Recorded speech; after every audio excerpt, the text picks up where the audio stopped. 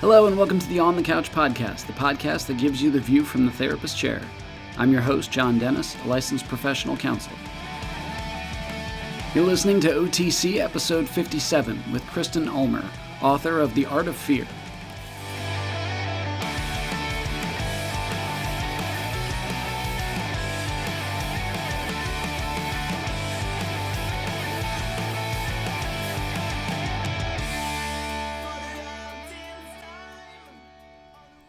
Hello again, OTC listeners. Thank you for joining me for another episode.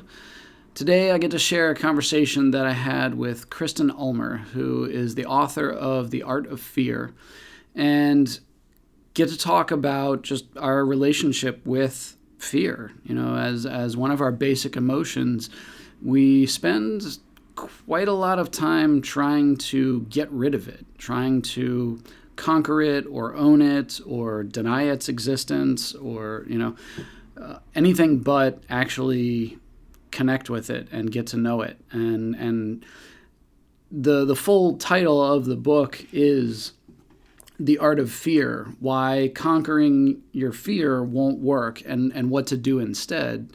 And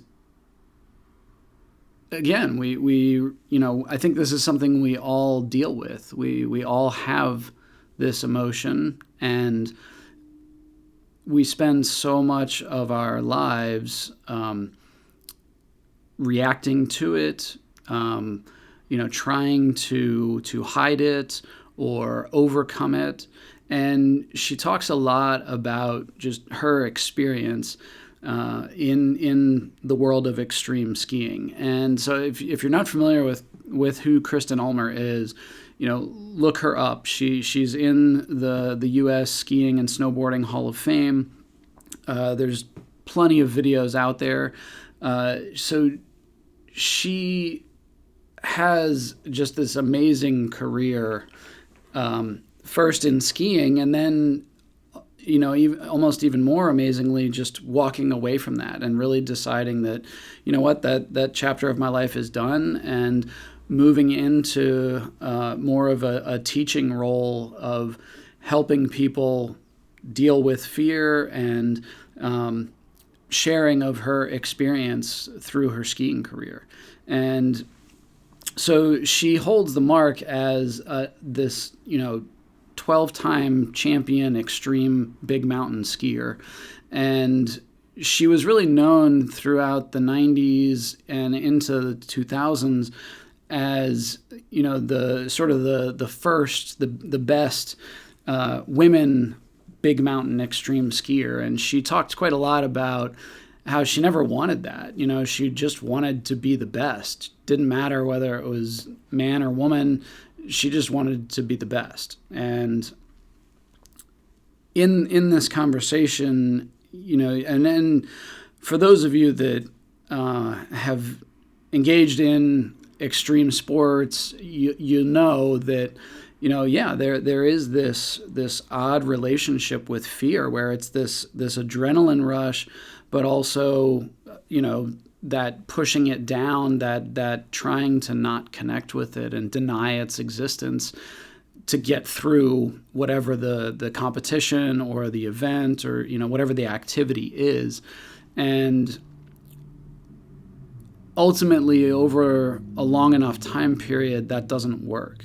And as a therapist, I work with people all the time that, they're not dealing with fear on that level because of, extreme events.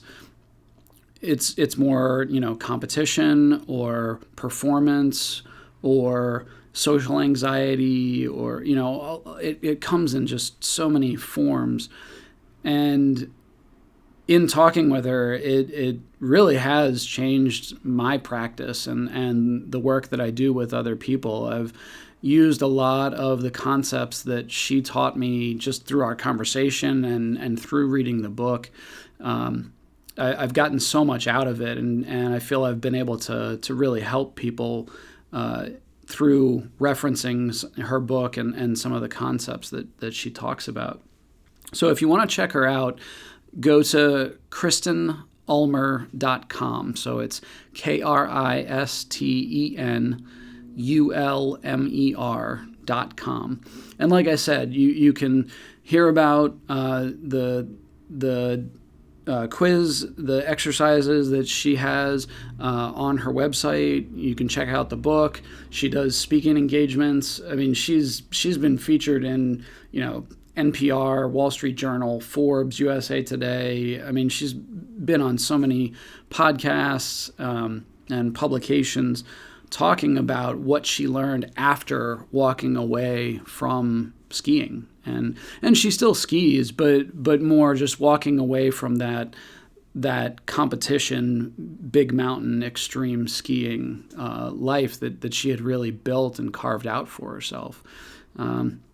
So I hope you enjoy the conversation. Hope you take something from it. Thank you for joining us.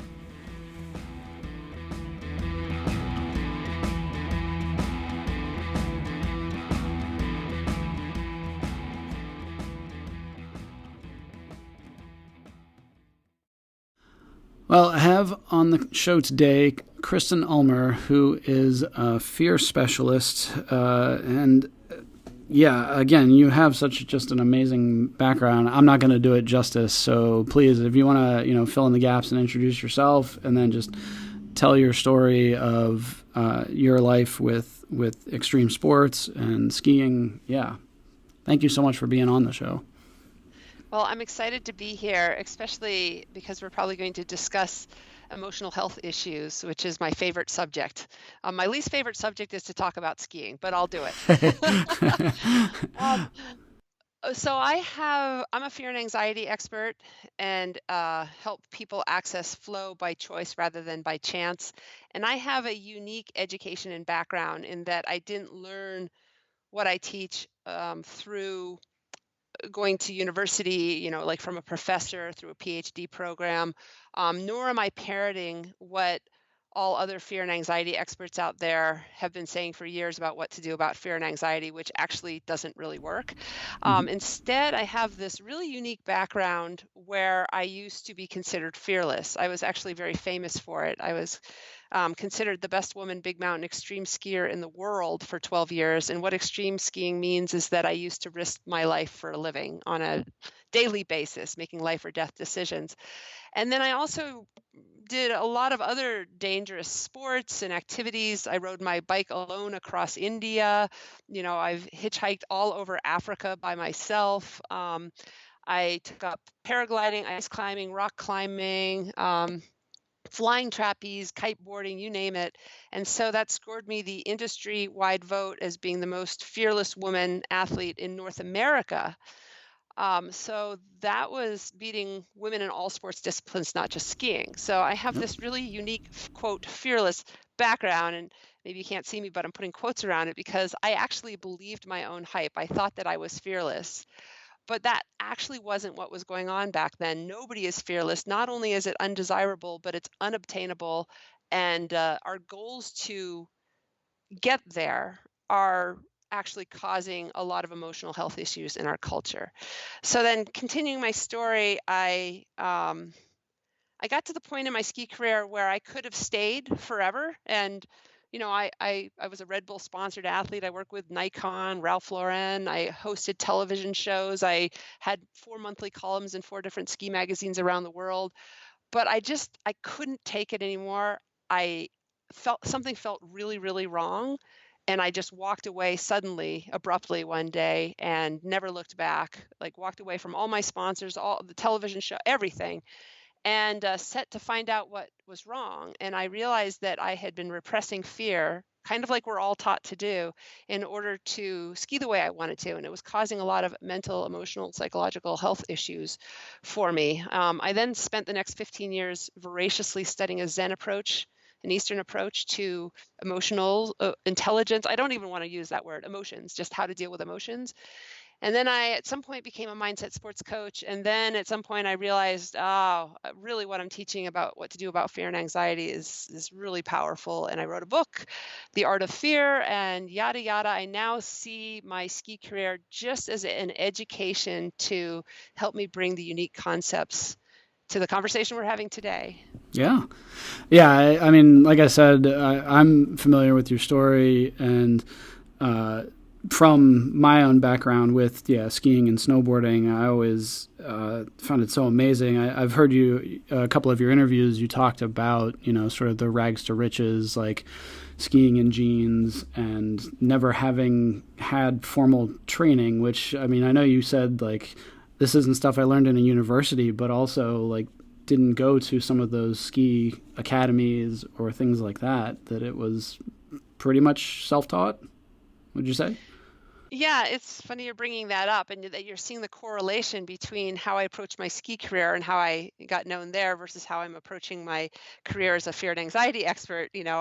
I'm definitely a rebel, and I have definitely like my what he's referring to is that I never had any ski lessons in my entire life except for a couple in second grade, and I made it on the US ski team for moguls, without even having the goal to make it on the US ski team for moguls, which is funny. A Wow. mere 3 years after I stopped skiing in jeans, without ever having a coach. And then I became the best woman big mountain extreme skier in the world, also without having any kind of training or coaching.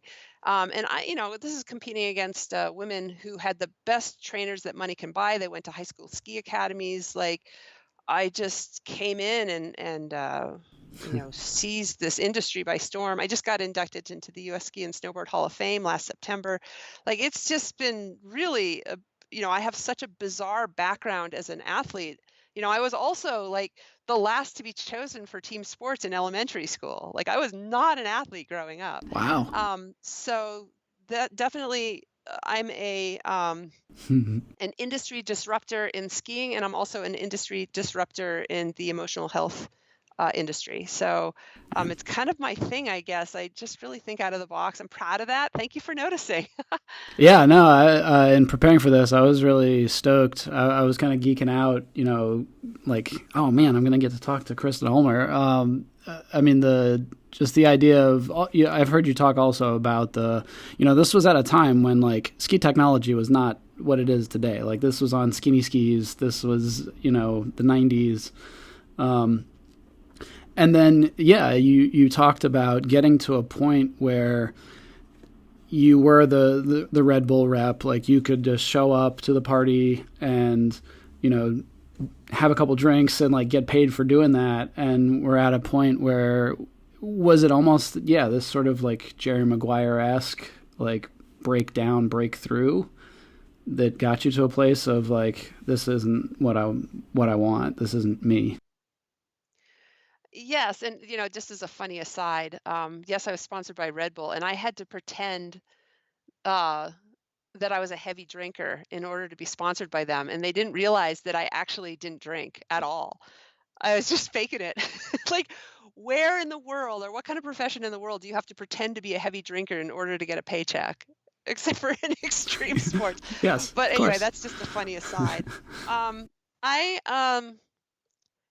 the whole time I was a professional skier, it just felt like there was something wrong, something was off, and I didn't know what it was. And I realized that I did some things right by fear that helped me be the best in the world at this incredibly difficult sport. And I did some things wrong by fear, which caused me to feel inauthentic, like a fraud, like there was something wrong. It caused, like I mentioned, some mental, emotional health issues, and more emotional than mental.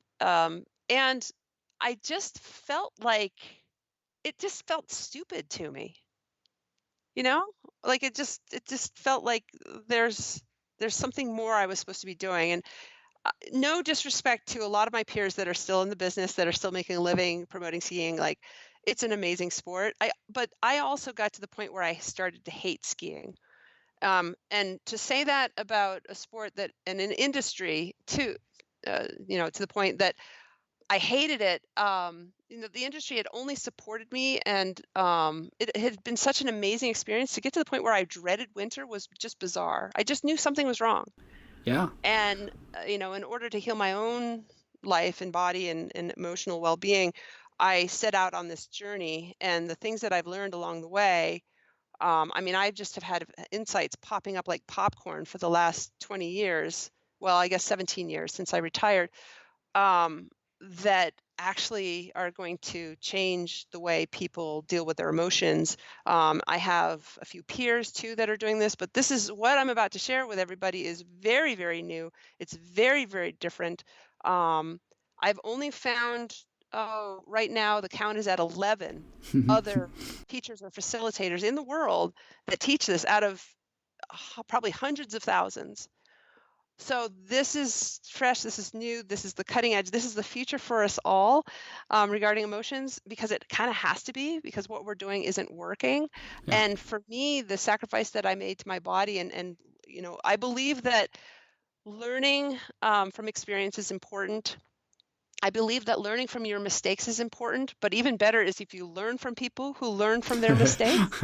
Yeah. I have learned from my mistakes Learn by and watching. yeah, let's get to it. Let's talk about this. Yeah. You described, essentially getting to a place of like some PTSD type of reaction, some almost like adrenal failure, like adrenal overload from that career and trying to conquer and master fear. Is that pretty much what you see in the landscape? People going through that try to push that down and try to beat that. When I was on the US ski team for moguls, I had coaches for the first time in my life, and I was also overwhelmed. I mentioned before I didn't have any goals to get on the US team, and all of a sudden there I was, and I'm like, oh my gosh, like what the heck is going on? It was so scary. All of a sudden I had thousands of people watching me, cameras in my face. It was overwhelming. And they taught me what every other coach or, even if it's not in sports, just coach, therapist, doctor, psychologist, self-help guru teaches us to do about fear, which is conquer, overcome it, put it out of your mind. You got this. You're a great skier. You're going to do great. There's nothing to be afraid of. Like all Yeah. those things that were taught. And I withered and died Mm. under those circumstances. And I could not get off that team fast enough. Wow. And to the point where I injured my knee, and my first thought was relief. Wow. So, a lot of athletes that go through injuries are actually relieved when they're injured because they don't have to conquer and overcome fear anymore. It's like, okay, now I can just sit and at home and not have to put myself out there and deal with this tremendous amount of fear that it takes to be on that level of performance and stage. So, but when I recovered and then went on to become a big mountain extreme skier, that's when things started to get interesting, where I wasn't taking advice from coaches anymore. I was actually, and did I have any idea what I was doing regarding fear back then that made me, quote, fearless? Absolutely not. But I've spent my life, of course, trying to figure that out. And I figured it out. Mm-hmm. And I had a paradox going on regarding fear when I was a professional extreme athlete, where I both loved feeling it.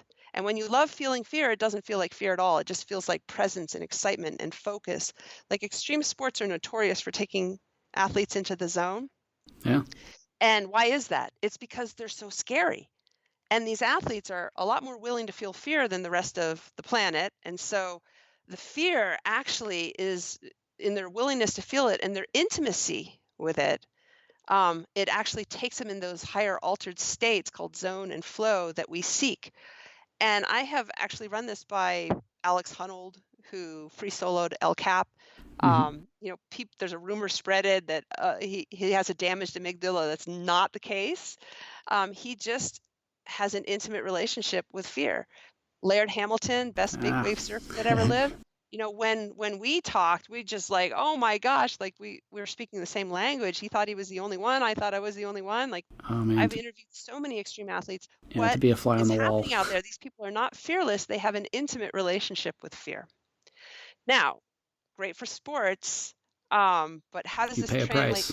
translate to people that are not surfing 100-foot waves, right, or Yeah. free sailing El Cap? We'll get to that, but let me continue with the paradox. The other thing I was doing is I was taking the bad advice that is circulating in our culture to conquer or overcome fear, triumph over it, which suggests a war, and it Mm. puts you at war with yourself.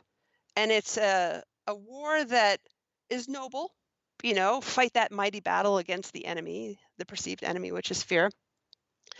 But that war actually puts us at war with ourselves at our core. It puts us then at war with other people. And it just is ruining our lives, to have this normal, natural, innate part of our every single day lives. Every moment of every day, fear is a part of our lives, and we're at war with it. You can imagine that that is going to cause problems Sure. to the point now where we're seeing it being the primary cause of anxiety disorders, PTSD, depression, insomnia, monkey mind, even. Hmm. Like all of these things are tied to either directly to the repression of fear or the unwillingness for us to feel fear or the war that we're having with it. And then the treatment for all of these problems is actually the cause, which we're learning all these ways to continue to not deal with our fear. Hmm. The breathing exercises, the meditation apps, the cognitive behavioral therapy. It seems to work. It's proven by science to work, but it actually is created the emotional health issues that we have in our culture today. And yes, what I'm saying is the treatment for emotional health issues is the cause. And do you see it as like, okay, some of those things like can be good. They're like a start to the process, but it doesn't go the whole way. Where, okay, you actually need to connect with it and become friends with it. And I know you talk a lot about the concept of the basement and pushing fear down. Um, yeah, in terms of like the CBT or mindfulness or things like that, where do you see that? Well, let's talk about mindfulness, because I'm sure at this point the audience is a little confused. Let me just tell you, like, let me pick an analogy. Okay, basement. Let's pick that one. So the traditional number in Zen is 10,000. So you have 10,000 states of being. Fear is one of them. Your thinking mind is one of them. So imagine that you have 10,000 children, because I love to personify the different parts of us, kind of like that movie Inside Out. Hmm. And half of your children you've named love, joy, gratitude, forgiveness, calm. And the other half of your children you've named fear, anger, sadness, despair, crazy mind. Despite your best intention, would you be able to treat them all the same way? Yeah, no, No. easy answer. And right now, especially in the last 10 years, there's just been a big push of positivity, positivity, positivity. So, what do? We feed and love and nurture and show off to the world these wonderful children. We have a gratitude practice. We rush to forgiveness as fast as possible. We prefer calm over fear. Love, like choose love over fear. Like all of these things are well meaning, but what happens is, what are we doing with these other children over here? They're a sign of personal weakness. They're a character flaw. They must be fought. They must be overcome. Anger management classes teach you how to put, a duct tape over anger's mouth, lock him in the basement, like get him out of your life. Like no, calm, like breathing exercises, mindfulness, like change your reality, make it a great day, like create your own reality, like you can be happy. You just have to think happy thoughts. And so we're doing all these things, and the end result is that these children over here are being abused. They're being locked in the basement, and we throw away the key. We're denying them their rightful place in our lives. And we're nurturing and loving and showing off to the world these wonderful children. But what do you think is happening in the basement? And the basement, mind you, is your body. And emotions work like this. Um, let's take fear and anger. Let's say, throw that into the mix. We have this thing called the amygdala, two almond-shaped nuggets at the top of the spine, and it's the manufacturing plant for fear and anger. And if there's a perceived threat, for flight, it'll manufacture fear. For fight, it'll manufacture anger. They're very, very similar. Like the mama bear that stands up and growls, right? She looks angry, but Hmm. really she's afraid that Sure. you're going to hurt her cub, or. So They're very close in proximity. And these emotions are supposed to flow into, through, and out of your body. It's actually proven by science that these emotions first show up in your body, like water through a hose. I look at them as droplets of water. And so long as the perceived threat is still there, the fear will still be there. But once the threat is gone, then so too is the fear. 10 to 90 seconds later, proven by science, the fear's gone as well. If we see an emotion that we think is bad or a sign of personal weakness, we don't like it, we try to get rid of it, through any of these methods. Next thing you know, you think, okay, if I breathe in calm, breathe out fear. The problem is fear is not like CO2. You can't actually breathe it out. It's more like food that needs to be digested or blood that's supposed to bring you energy and aliveness. So the perception is that, oh, I can breathe in calm, breathe out fear, and you feel better, mostly because you've had a moment of presence and you've saturated your body with oxygen and you're like, oh, that worked great, right? But all you've really done is kind of stopped the flow of fear in its tracks. You've kinked the hose. Hmm. And then that fear, which seems to have gone away, now gets stuck in your system, stuck in your body, the basement, if you will. That child is now in the basement and it's agitated and it starts circulating round and round. And you keep doing it, you keep trying to get rid of it, you block it out, you ignore it. I used to ignore it during my ski career. Other people run away from anything that might cause fear, so they are fear avoiders. Other people drink alcohol to not deal with it. Big one is smoke pot. A lot of people smoke pot to not deal with their emotions. They see it as it's a way to deal with them, but it's really a way to not deal with them, right? Yeah. We make ourselves so busy. And then the big one, and this is related to what you're talking about, the mindfulness, is we start rationalizing them away. We start thinking about them. We start dealing with them intellectually. Animals don't do this. Animals, the emotion just stays in their body and it leads to physical action without thought. We start thinking about, we talk about we talk about our anxiety to a therapist. We rationalize it. There's no reason for me to be angry. I've got this. We use our brains to rationalize these emotions away. So we're dealing with them intellectually instead of dealing with them emotionally. And the hose is kinked, recirculating round and round fear. That's actually anxiety. Anxiety is fear. It's just fear that's trapped in your body. And I forget where we even started, like mindfulness. So the more time you spend in your head, the more you're just dealing with them intellectually. You're not actually addressing the problem, which is that they're stuck in your body. And the solution is that we need to learn how to deal with them emotionally, which is we need to learn how to be in flow with them again, so that they don't. And I'll say one more thing: that fear, that anger stuck in your body, will show up in one of three ways. It'll either show up as an exaggerated version of itself, like I mentioned, anxiety, or maybe rage, if it's anger, panic attacks, irrational fear, or it'll show up redirected in other ways that don't even seem like fear. Like fear will show up as sadness. Every time you feel fear, you may start crying, or it may show up as depression.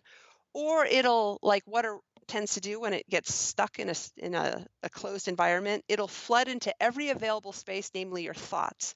And next thing you know, you'll have fearful thoughts. Or the fear will wake you up in the middle of the night when you're trying to sleep, and that's insomnia, like this monkey mind thing, and hijacked your mind because that's where you're living, And probably the biggest way that I see people not deal with their emotions is they're in their heads all the time so that they don't have to feel them in their bodies.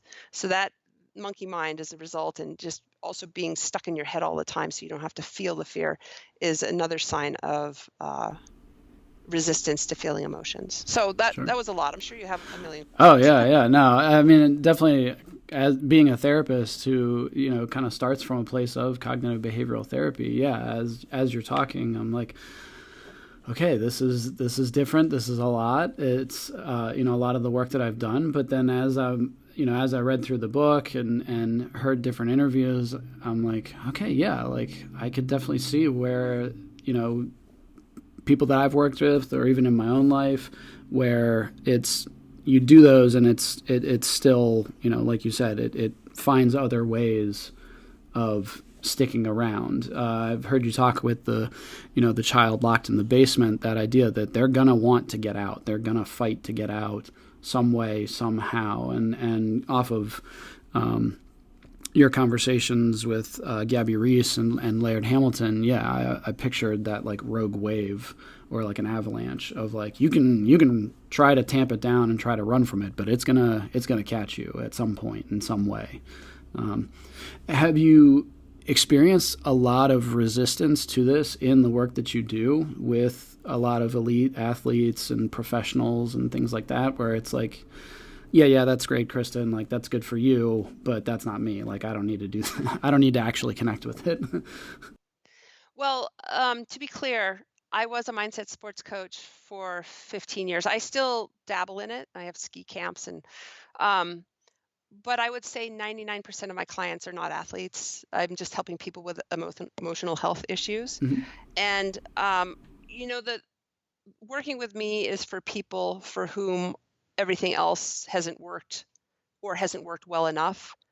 Like I have one client who wound up in an institution actually, and her life was completely transformed through cognitive behavioral therapy. And she wound up feeling so much better. Anxiety and depression, were her issues, but she still had anxiety and she still had depression, and she worked like a dog for 6 months just to be able to function. Mhm. But it's still, I mean, her anxiety and depression, it's like her whole life are these issues. And if she doesn't keep up with the cognitive behavioral therapy, it just comes back in a nanosecond.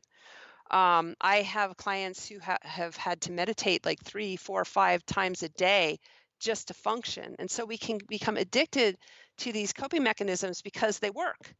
They're scientifically proven to work, but they actually are temporary band-aids. Mhm. Like imagine if you had a fork sticking out of your belly and you did cognitive behavioral therapy to just say, all right, it's just in my mind, I have to think happy thoughts. Or if you did breathing Yeah, exercises, I was gonna breathing say in do some deep calm, breathing. breathing out the pain, right? You are going to feel better. It's going to be like a miraculous, like, oh my gosh, I feel so much better. But guess what? You still have a You fork know, sticking out of your First of stomach. all, yeah, you're not dealing with the core of the issue. And a lot of these like meditation apps and breathing exercises and even like going yoga, getting out in nature, exercising, like all the things that we're taught to get a puppy, like all these things that we're taught to do, they do make us feel better because they're wonderful. I'm big fans of them, but I don't see them as being treatment for well, let's leave cognitive behavioral therapy out of this, the other stuff, and I'll talk about that in a second. I don't see these meditation, yoga, exercise, all of that. They're wonderful, but they shouldn't be treatment for anxiety and depression because they're just band-aids. They're a way to continue to help you not deal with the core issue. None of these issues actually, or excuse me, none of these treatments, I put quotes around them, first of all, offer an explanation of what the problem could be in the first place. The second thing is they don't work. You take even somebody that's meditated 3, 4 times a day. God forbid they take a week off, then their Mm. problem's just going to come back. Yeah. And then the third issue is that because they've continued to use this technique to not deal with their problem over time, the problem then becomes amplified. So when they do take a week off of meditation, the problem comes back and it's stronger than ever. Hmm.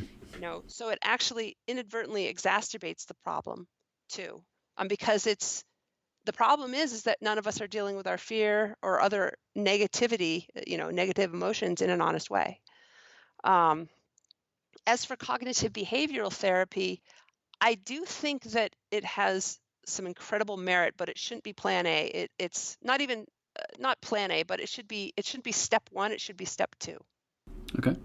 Step two is we first need to deal with the issue, is that we need to deal with our emotions emotionally. And then that should solve the problem. And if 6 months later it's still persisting, then we can use it as a supplement to solving the problem at the core in the first place. Sure. And yeah, I'm interested to get into the okay. So yeah, how do you improve your relationship with fear? Because yeah, even as a therapist doing cognitive behavioral therapy, I experience a lot of resistance So even just the cognitive level of like, well, let's talk about and think about your emotions. So yeah. I guess the idea of like, let's go. Okay. Yeah. So, like cognitive behavioral therapy is a top-down approach, like using your mind to deal with an emotional issue. Um, what I suggest is we start from the bottom up, and we address the root of the issue first. And the root of the issue is that we're not in flow with our negative emotions. And the more we hear advice, well meaning, to just focus on the positive, breathing calm, all of that, you know, that actually is um, exacerbating the problem, like I've talked about. So, what we need to do is learn how to be in flow with the negative side of life, basically. That's the simplest way I can put it. In particular, fear, because fear is at the core of most perceived negativity. Like beneath jealousy lies fear, beneath powerlessness lies fear. Um, it's like beneath everything actually Yeah. lies fear. I was going to say, I've always said, or heard it said, anger is fear's bodyguard. That like they're like almost unable to separate. Um, so yeah. Sorry, you were starting to say about the amygdala.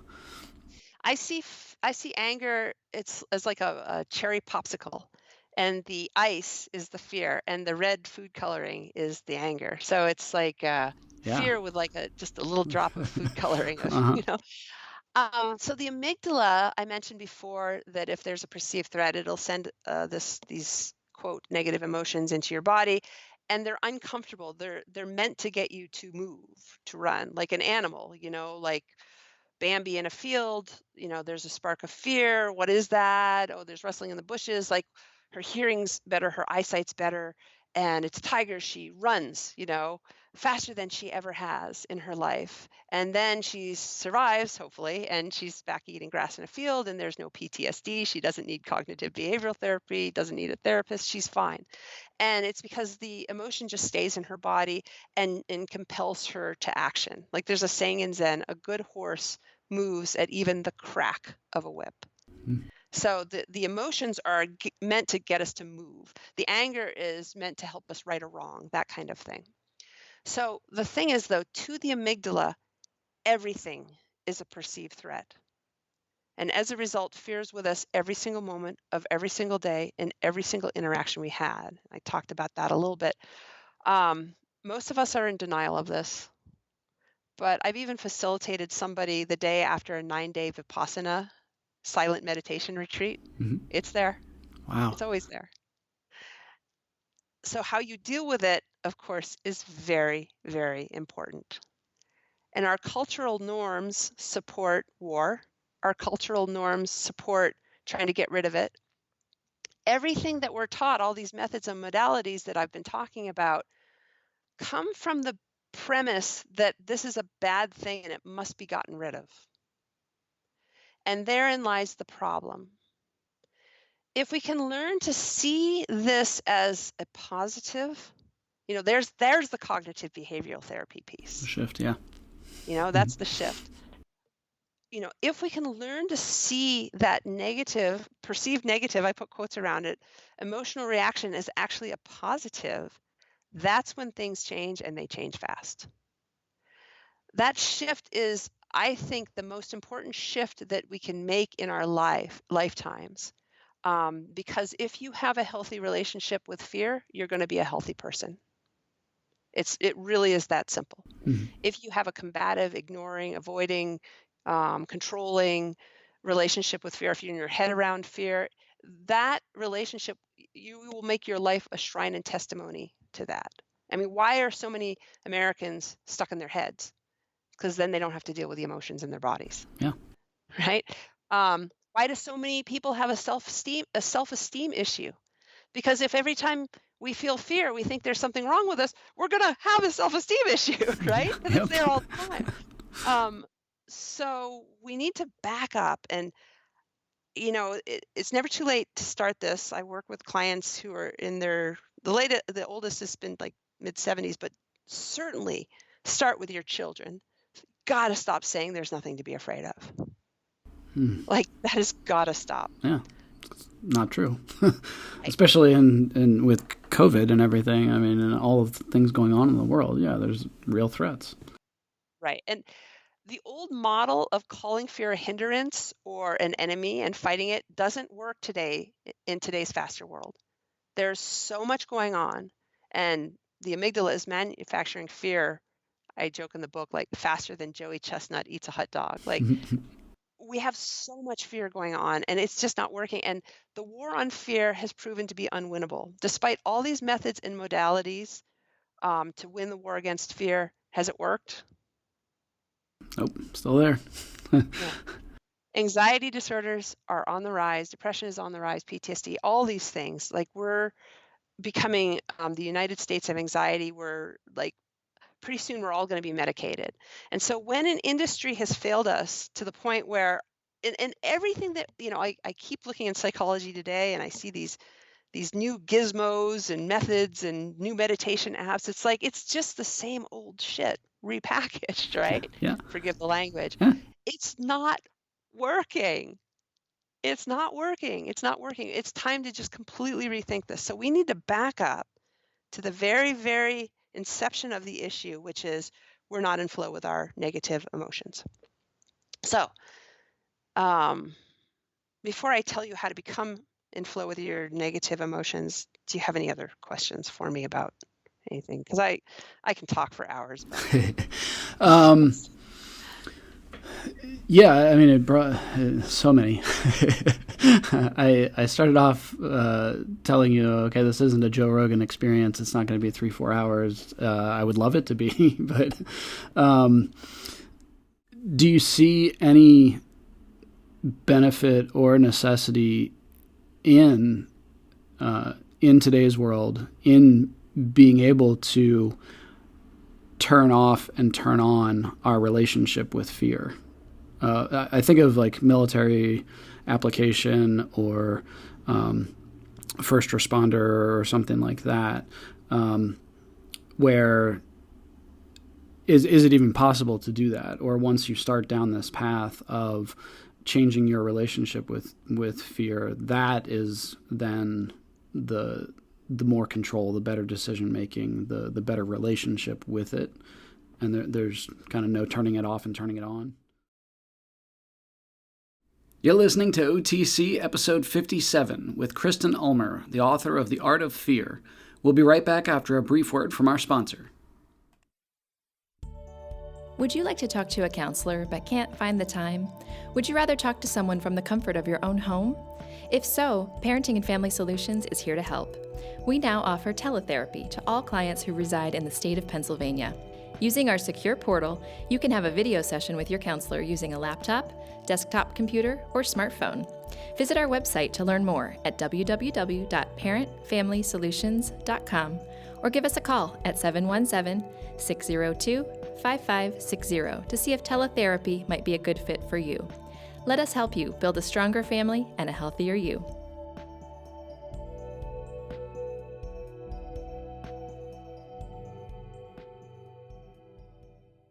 Do you see any benefit or necessity in in today's world in being able to turn off and turn on our relationship with fear?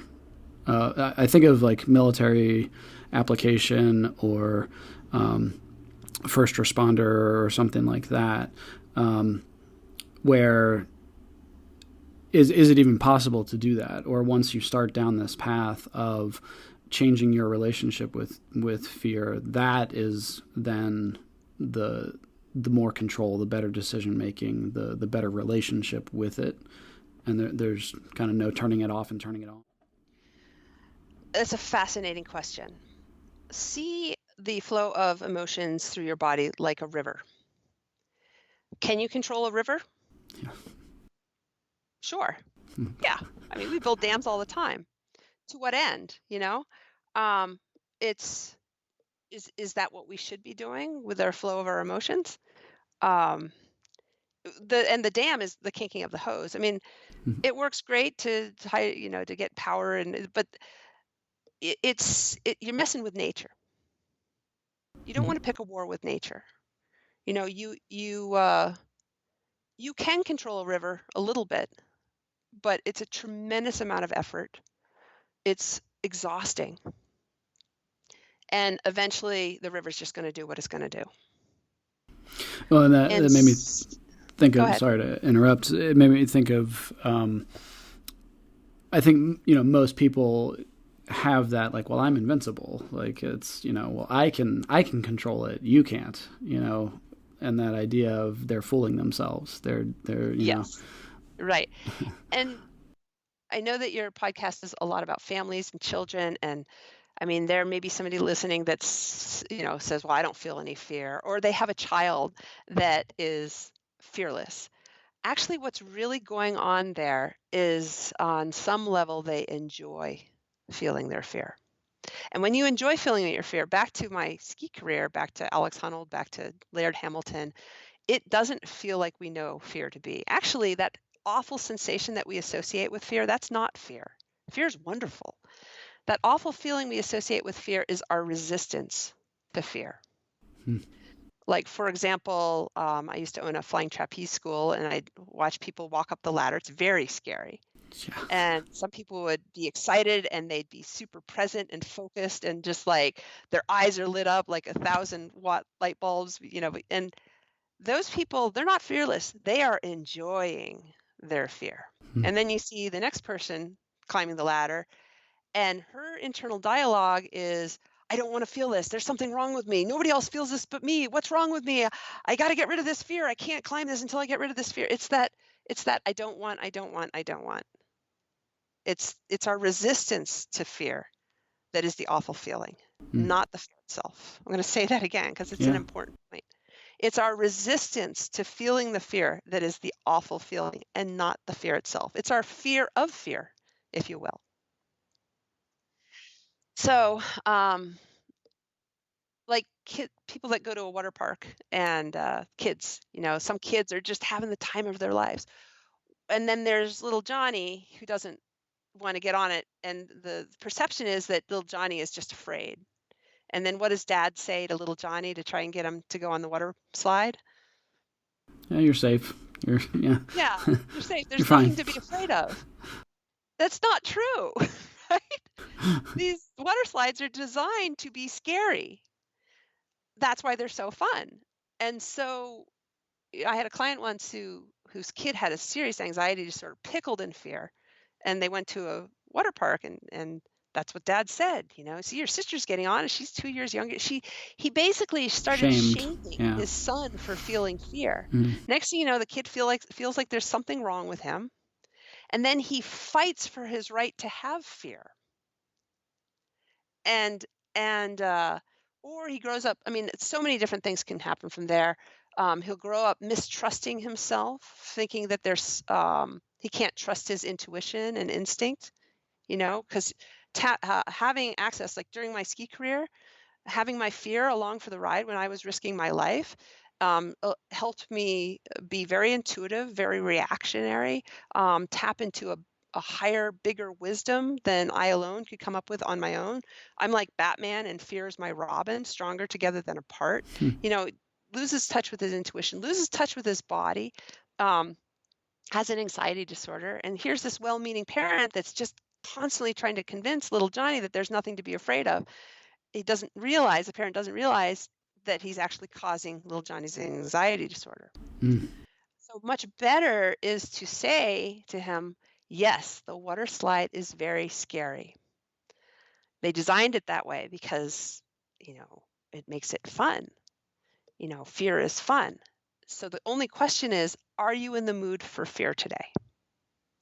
Hmm. Are you in the mood for fear? And just imagine what kind of a different message that sends to little Johnny, and how that sets him on course for the trajectory of his life to be radically different and be more in flow with his emotions than saying there's nothing to be afraid of, which is flat out not true. Um, are you in the mood for fear today? I ask myself that every day. Am I in the Wow. mood for fear? Yeah, I'm just like, I can't wait to like apply this to my own life. I on the your website, the KristenUlmer.com, you have the assessment that you can take. So I kind of went and went through that a little bit, and not surprising to me that I got the resistor. That I resist a lot. I do a lot of other things, a lot of productivity, a lot of, oh, but I'm gonna sort of hide that by being productive. Um, so yeah, like I said, it's just kind of it's seeing it play out as we're talking about it in my own life. So wow. It's fascinating. Once you explore what your unique relationship is with fear, there's the resistor, the paradox, and the embracer I have on my website. And I'm actually surprised you're a resistor because you're doing big things, but that tells me that you're probably struggling emotionally, while you're doing them. The paradox, I talked before about me having a paradox in my ski career. And I had a really healthy relationship with fear on the one hand, which made me become really amazing at this one sport. And I had a remarkably unhealthy relationship with fear, which caused a lot of problems for me. And can you love and hate fear at the same time? Well, if you're married, you would understand that yes, you can love and hate something at the same time, right? And but once you understand what your relationship is with fear, everything about your life makes sense. Some of the excessive behaviors that I see that people engage in so as to run away from their negative emotions are becoming really, really busy, studying really hard in school, becoming an overachiever, like an overcompensation. Arrogance is another form of overcompensation.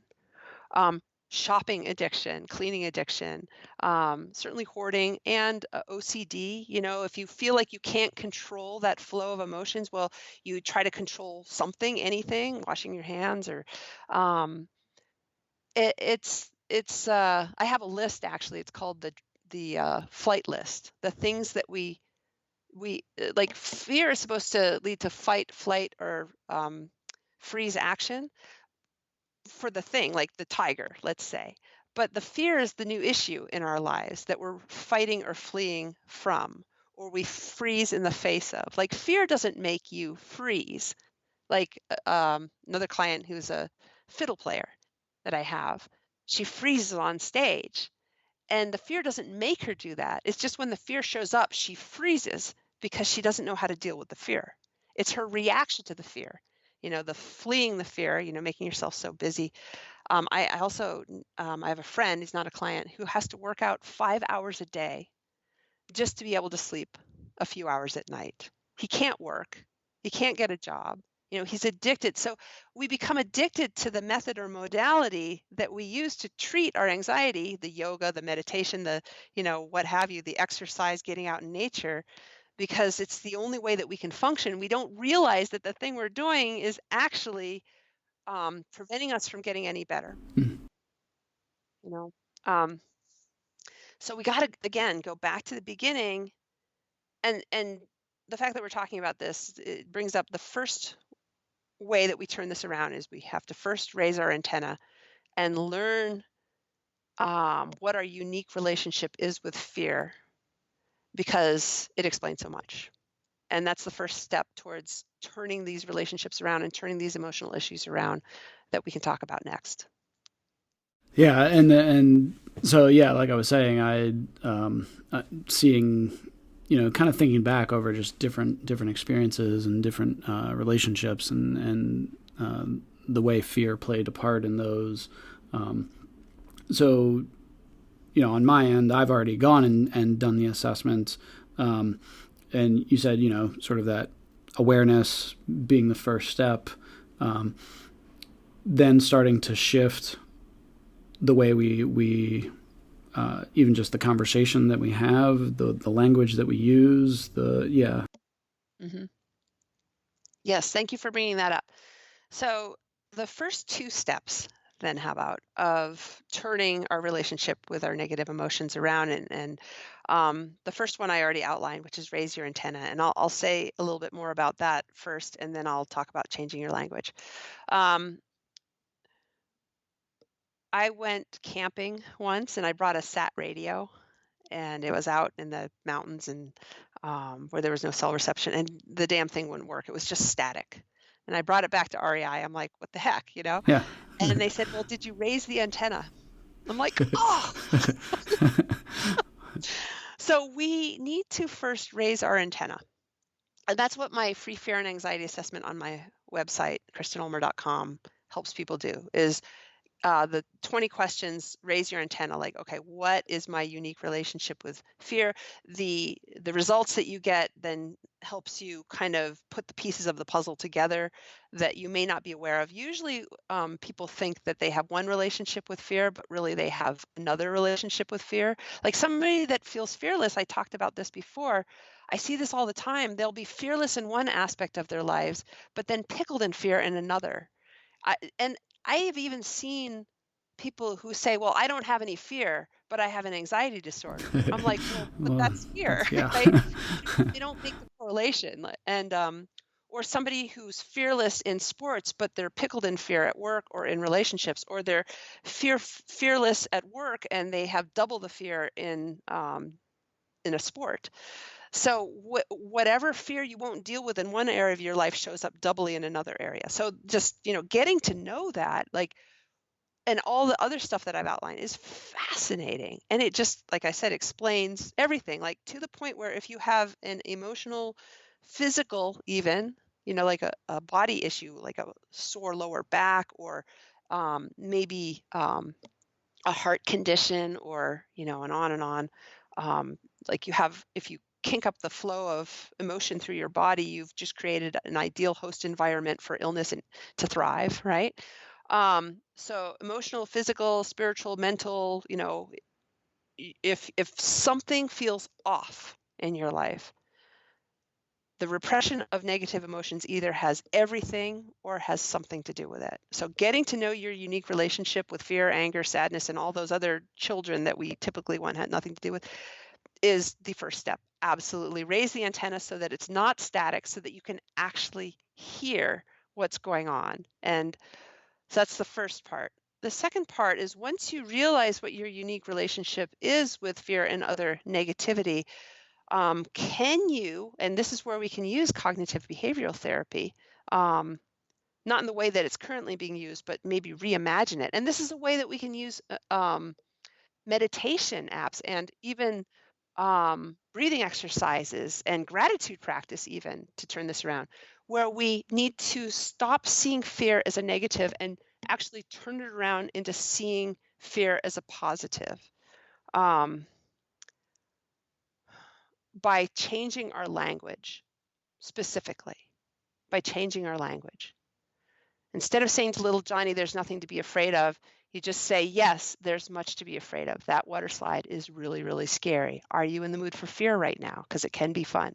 Like, that language changer is a positive. It's like all of a sudden says to little Johnny that you are supposed to be feeling this and that fear can be fun.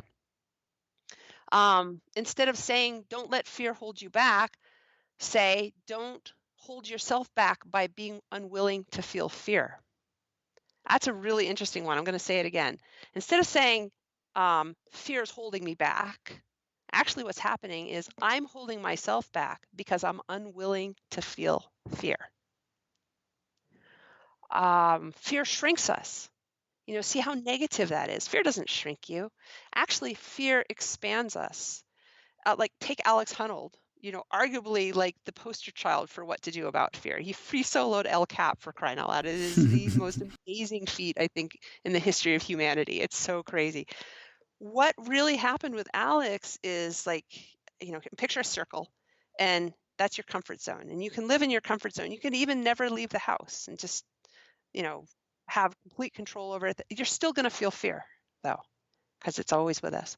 But if you're willing to feel fear, only if you're willing to feel fear are you ever going to expand your comfort zone and expand thus who you are as a human being. By being willing to take a risk and step out of your comfort zone where there exists greater fear, that's how Alex Honnold free soloed El Cap. He didn't just free solo it the first year he was living in Yosemite. You know, he just kept taking risks and he just stepped a little out of his comfort zone.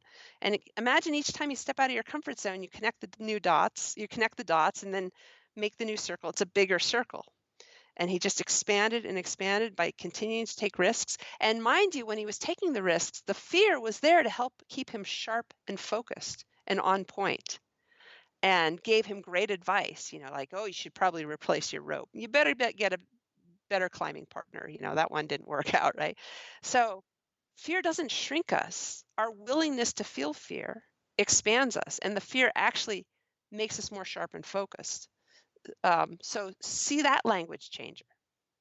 Um, so anytime you find yourself speaking about fear in a negative way, just shift your language to speak about it in a positive way and watch how things change for you fast. I've seen just with this one piece, anxiety disorders that have been around for 30 years change, depression ends, PTSD result. Like, it is profound just by changing your language from having a pessimistic view of negativity and fear to having an optimistic view of it. And then when you have optimism comes opportunity. Well, and I can speak to it even just in my own life since learning about you and your book and listening to some of the interviews, starting to, yeah, even in my parenting, as I'm like, working with my daughter. I always say working. I swear, I'm not doing therapy on my child. As I'm talking to her and interacting with her, and she'll hit something, yeah, kind of coming alongside her and changing the way that I interact with her and talk to her about what she's feeling. And I've seen improvements there. I've also seen it in just myself personally of, in other interviews I've heard you, kind of put people through the like, okay, well, let's just take a minute, sit, and where do you feel fear and what does it feel like? And when I've done that, I feel it in my jaw most times, and I feel it in my stomach, and it has that like butterfly, churny kind of feeling. It. I played lacrosse growing up, and it always reminded me of game day. Like, that's the best way for me to describe it. Is I equate that feeling with, oh, I have a game today. And I had it even today as I was preparing for this, of like just kind of the nerves, the uncomfortability, yeah. So that would be another step is, just having a person just notice, kind of body scan, how do you experience fear? What does it feel like? Yes, and that's the third hot tip.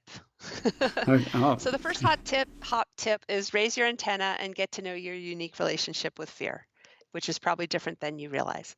The second hot tip is change your language and change your perspective too, to see fear not as a negative, but actually as a positive. And that is a really important thing to do. And that's the cognitive behavioral stuff we're talking about, because your brain is a pattern recognition system, and you must change the pattern around how you recognize fear and other negativity in order to change your reality. You got to get the mind involved in this process. That to change your mind into seeing that fear is something not to be fought and overcome or let go of, but rather something to be felt and savored.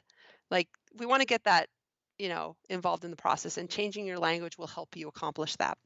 The third one is, I hinted at this, but instead of dealing with our emotions intellectually, we want to deal with them emotionally now, which you're helping her do.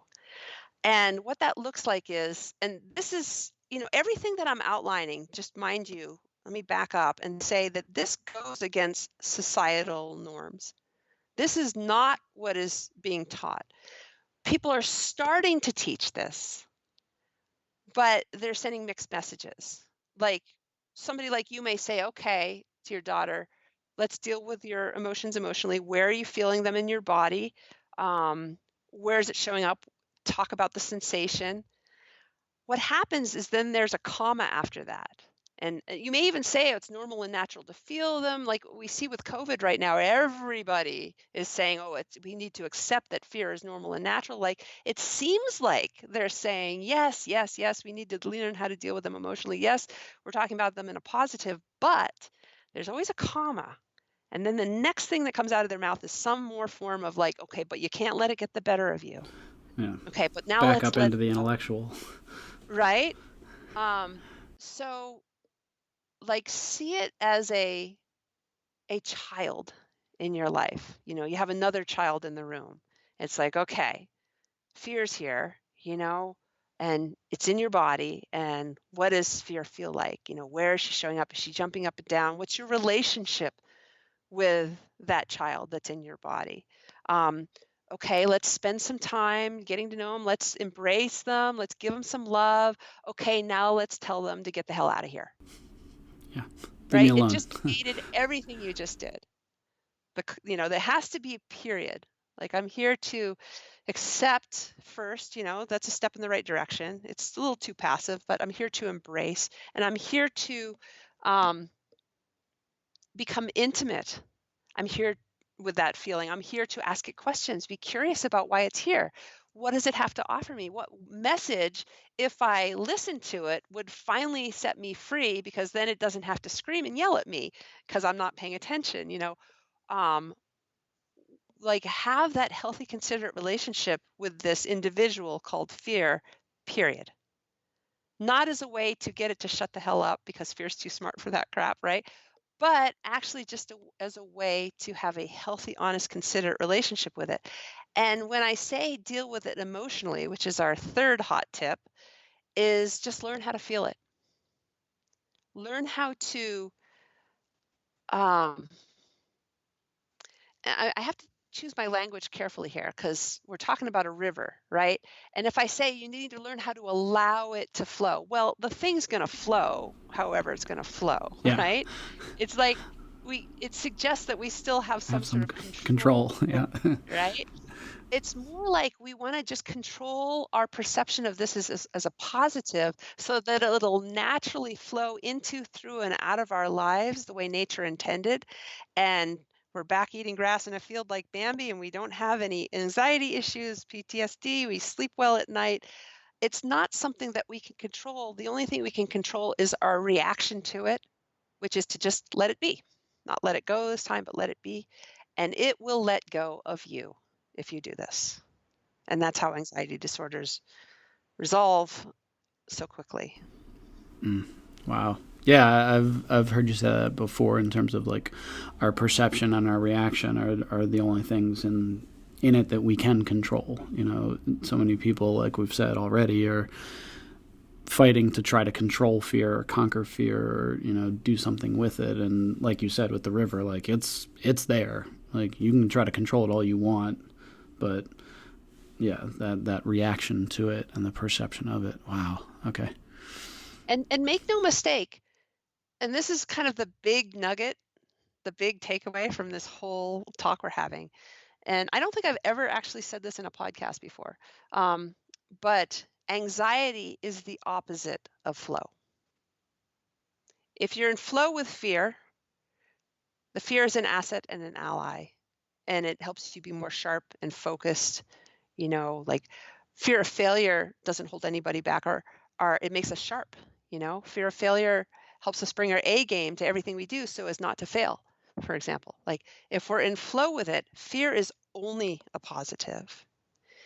If we see it as a negative, then we are at war with it. It kink the hose, it fights back. Next thing you know, it's cyclical, and you're trying to kill it. It's trying to kill you back. It floods into your thoughts, and then you have fearful thoughts, which creates more fear in your body, and fearful thoughts, which fear more in your body, and it becomes cyclical. And your whole internal world is about this war against fear. Because you're not in flow with it. So anxiety and these other emotional issues, depression, even PTSD, is quite simply the opposite of flow. So we want to go back to the roots and learn how to be in flow with fear. And so it starts again. I'll go over them again in this perspective. We need to raise our antenna to just be aware of where our stuck place is. Okay, how am I not in flow with fear? Like, to see it, you have to first see what the problem is, you know? We like to blame fear for our problems. We should blame ourselves because we've stopped the flow of fear, right? Yeah. It's here to help. So you got to see what the problem is, which is you know, you're the problem. You have stopped the flow of fear. So you can't, in the words of Dr. Phil, the great Zen master, right? You can't change what you don't acknowledge, Uh-huh. right? So you got to see it. And then to turn it around, to be more in flow with fear, we got to start seeing it as a positive, start speaking about it as a positive. And then we need to learn how to stay in our bodies and learn how to feel it, which is why, and this is, I mean, it's been like 45 minutes since you even brought this up, which is why mindfulness will not help with anxiety, because mindfulness is observing your mind. You know, you don't want to be full of your mind. You know, we need to do the opposite. We need to be, you know, have a practice of mindlessness, or the opposite, you know, mind emptiness. We need to learn how to deal with our emotions emotionally. We need to learn how to connect with our bodies and go and visit the place where they live and just feel them. When you're thinking about emotions, that's not going to work. When you're talking about emotions, that's not going to work. When you're thinking about feeling emotions, that's not going to work. When you drop off your mind and you get into your body and you just learn how to feel them, kind of like hugging your daughter, right? You hug your daughter, you're no longer thinking about hugging your daughter. You're no longer talking about hugging your daughter. It's a thought-free experience. It's a physical experience. It's an embodied experience. Like, that's what you want to learn how to do. That's what it means to have an emotional um, experience with your emotions. Is you feel them, you hug them, you give them some love. It's a thought-free experience. Um, it transcends thoughts. So that's what it means to deal with your emotions emotionally. And at this stage in the game, I mean, it's something you've obviously devoted a lot of time to learning and crafting. And is it it's an all the time thing? It's it's not like, I would imagine somebody at the beginning, they have to like really focus on it and add that fear practice to like get into that flow state. Yes, I mean, it requires a tremendous amount of effort to ignore fear or deny it its rightful place in your life, including the numbness that we all tend to feel, so we don't have to feel like it's a lot of effort to do all these things that we've done regarding our negative emotions. And it also does require effort to do the exact opposite that I'm proposing, but it's a lot less effort. And it actually takes us where we want to go, which is a world that's free from emotional issues. I actually find it funny that we call things like depression and anxiety and PTSD mental health issues, because they're not mental health issues, they're emotional health issues. Um, so it's a lot less effort, and it is the future for us all, but it does require effort. And the effort that it requires is to start a new kind of practice. And I mentioned before that we can take all these wonderful things that we do, like gratitude and even mindfulness. Well, mindfulness aside, like, I think that's great. It's a great practice, but it's not going to help with emotions. You need to have a bodyfulness. You need to kind of spend some time in your body. But like gratitude practice, instead of using gratitude practice as a way to override fear and other negativity, can you have gratitude for your fear? Can you have gratitude for your anger? You know, that turns things around. Instead of breathing exercises, breathing in calm, breathing out fear, you know, which is disrespectful to fear. It seems to work, but it actually just makes fear kind of mad, and it comes back later just a little bit more agitated, sticks around longer, and you know, next thing you know, you're having to do these breathing exercises 20 times a day just to function, right? You don't realize that it's causing problems. If every time fear came into the room and said, "Hey, Kristen," and I'm like, "Okay, you're not even real," like breathing out, like it's you're gonna have a compromised relationship with fear. Yeah. But can you breathe in fear?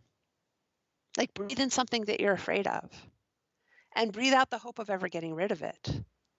That's how you can use breathing exercises to be in flow with your fear, to allow it its rightful place in your body and in your life. So all of these practices um, can actually be kind of transformed and just tweaked a little bit, including cognitive behavioral therapy, you know, to help people see fear as a positive, instead of trying to get rid of it. Like they can be very useful towards transforming the world.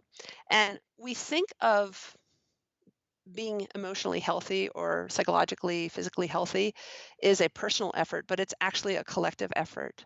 And I would say the biggest thing that we can do to support the future for us all so that we are more and more emotionally healthy is that if we also change our language in the world about how we talk to other people about our emotions. For example, I had a stalker and it's a crazy person that was nothing to do with my work around fear and anxiety. And you actually asked me if I've had any pushback. Aside from one podcast, they hung up on me, you know, Wow. and it was the first podcast that I did before the book came out. I was horrified.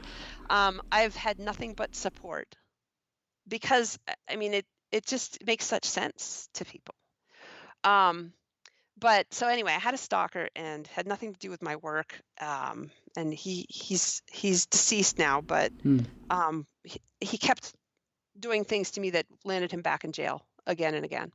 And the first one was really, really public. It was breaking news. They even interrupted Oprah. Like, all my friends knew about it. Oh, wow. And a common friend of both of us saw me about 2 weeks after this first incident and said, "How are you feeling about this?" And I said, "Well, I'm really angry." And he said, "Oh, you don't want to be angry. That'll just eat you from the inside out. You need to." And I'm like, and he was a life coach, not my life coach, but a life coach. And I just stopped him and I said, "Please don't try to rush me through my emotions because they make you feel uncomfortable. They're here for a reason. Allow me to enjoy and savor my anger Wow. because it's helping me right or wrong." I don't think I said it more eloquently at the time than I just said it now, but basically it was a hard thing for him to hear, but he called me later and apologized. He's like, "Oh my gosh, you're so right." Like we are a nation, like a society of emotion shamers. Yeah. And I don't just even mean negative emotions, even positive emotions. Like Tom Cruise jumps for joy onto a couch because he's in love on Oprah, and we see him as emotionally unstable. Yeah. You know, when's the last time you saw somebody cry without them apologizing or trying to rush to, trying to stop it as fast as possible? Oh, as a Can therapist, yeah, that never. Yeah, yeah. And the only version that we know of anger is road rage and people punching other people in the face. Well, that's not a healthy flowing relationship with your anger. That's emotional repression. That's a symptom of emotional repression. If we all learn how to be emotionally in flow with our emotions, teaching our children how to do this at a young age, somebody actually asked me, if you could change one thing about the world, what would it be? I said emotional flow is taught in maybe even as early as elementary school. Imagine what kind of world we would be living in, because right now we're a world of people that aren't dealing with their fear, their anger, their sadness, that are like monkeys throwing our crap at each other, making you deal Yes. with it on Yeah. like, can we stay in our own lane, deal with our emotions, have a healthy, flowing, honest relationship with them, tap into the wisdom of them, have them help us come alive, make on-point decisions, and then they're gone, and then we're back in flow with our lives. We're all sleeping better, like we're all getting along better. We're not at war with ourselves, thus not at war with other people. COVID shows up because we're not ignoring our fear. We don't ignore the coronavirus, and so we treat the coronavirus with respect. Like we're not fear shaming each other. I mean, Sounds amazing. that's my fantasy. Yeah. Yeah. It like you were saying. I mean, it makes sense. It's. I keep thinking of like just the next iteration, like it's the next step in the progression, and um, yeah, it's given me so much to think about and to put into my own therapy practice, but also my own life. So man, yeah, I'm gonna be geeking out off this conversation with you for quite some time. We're so far away from that fantasy. And, Sure. even when you think about it, like cultural norms, after watching this podcast, everybody's going to go out and they're going to start hearing things differently. Like everybody, we're so culturally conditioned to talk about fear a certain way that to the point that since my book has come out, 100% of the time that I have like submitted an article about all that I've outlined in this podcast about fear. And I even gave a speech and I wrote an article once specifically about how we should not use the word conquer and overcome and fear in the same sentence. A 20-minute speech only about that, a 3-page article only about that. And I didn't name the article, I didn't name the speech. And they said, Kristen Ulmer teaches you how to overcome fear. Oh, wow. It's like crazy. Like we're so conditioned. And, you know, we we're not quite well, let me give you 2 examples. I had an athlete hire me to do a really dangerous stunt that he had failed at several times, and it was being filmed for the Discovery Channel, and he almost died both times. And I realized very quickly that he was terrified to try it a third time, and he hired me to help him with that. And I realized he'd been repressing fear in order to be the athlete he was. And was I going to be able? I mean, he was going to do it the next day. Was I going to be able to turn his relationship with fear around in one day? No, Yeah. right? And it would have been dangerous to do that because he would have been confused and he could have died. So I Yeah. backed off, So there's a right time and a right place for everything. And then we think about soldiers in the military. They come home with PTSD. Well, what is that? PTSD is when we go through a trauma, which is totally normal and natural. We're all going to experience trauma. We're all going to come in contact with horrible people, difficult situations. We're also, going to get diseases, injuries, car wrecks, you name it. Like it's not unusual. But if you deal with the emotions in a fluid way, then it doesn't result in PTSD. But if you kink the hose, your fear, anger, and sadness from that trauma gets stuck in your system and terrorizes your life. Why do soldiers struggle so much with this? Well, boot camp. I mean, we can see, the sergeant screaming at the cadet, and he's just standing there stoically, just emotionless. It's specifically taught. And anything other than emotional repression at war is perceived as, well, you're going to be a threat to yourself, a threat to the cause, a threat to the other people in your troop. Like to suggest emotional flow in boot camp, we're a long ways away from that. Well, They yeah. use it in SEAL training. Yeah, no, and that's why I was asking earlier. Yeah, like you were saying, we're a long ways from that. There's got to be a lot of shift to get to that point and determining, yeah, is it beneficial? Is it something they can put into practice? And um, so in terms of people working with you, yeah, how do they contact you? What are they able to do in working with you? Yeah. Well, to start off, just go to my website, KristenUlmer.com, and take my free fear and anxiety assessment. It's really interesting. It starts you down the path of figuring out what type you are, gives you some insights, and makes suggestions, that'll cost 20 bucks, whatever, to help you get started on your practice. And and really, I've created uh, enough content right now that just with a minimal of investment, it'll start you on the journey towards turning your relationship with fear and other negativity around. And it's just easeful and fun and interesting and fascinating, actually. And I'm really proud of it. For those who can afford me, I also work with people privately. I have ski camps.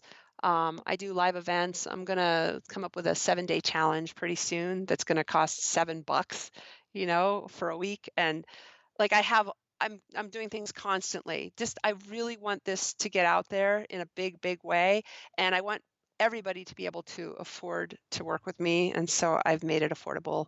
Um, so there you have it. But Yeah. start with a free fear and anxiety assessment, and Yes. sometimes that might be all you need is just taking that, and it's free. Well, yeah, like I said, I even just from doing that and the emails that have come from that and some of the videos that come from taking the assessment, I've learned so much. Like I said, I think it's going to have a huge impact for me personally, but also professionally. So thank you for the work that you're doing and trying to make a dent and a shift in our culture. So thank you for being on the show.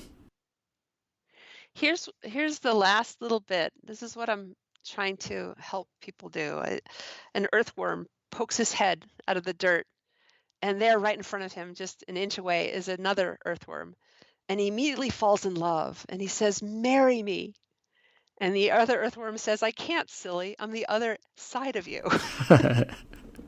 I'm just hoping that we can fall in love with all of our 10,000 voices, all of our 10,000 droplets of water, the good and the bad, our 10,000 children, just um, be in flow with them all and fall in love with the human experience, which is both awful and both wonderful at the same time. Yeah, wow, that's so well said. Thank you so much.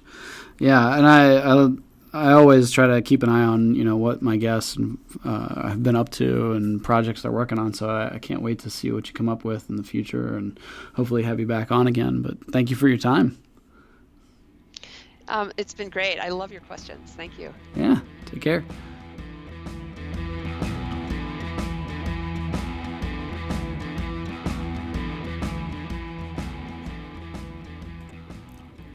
There you go, TC listeners. Another episode done and in the books. A huge thank you to Kristen for being willing to be on the show and talk with me about her book and what she's learned. Again, I think when we really take time to look at really all of our emotions and connect with them and really try to figure out, where does this come from? What is my relationship with it? Does that need to be that way? Is that healthy? And how can I change some of that? And starting to get to know, our fear or our anger, and, it just really changes things so much. I've used this in my personal life, in my professional life. So I would really suggest taking a look at it. I think you'd really benefit from it. So take care. I will catch you all next episode.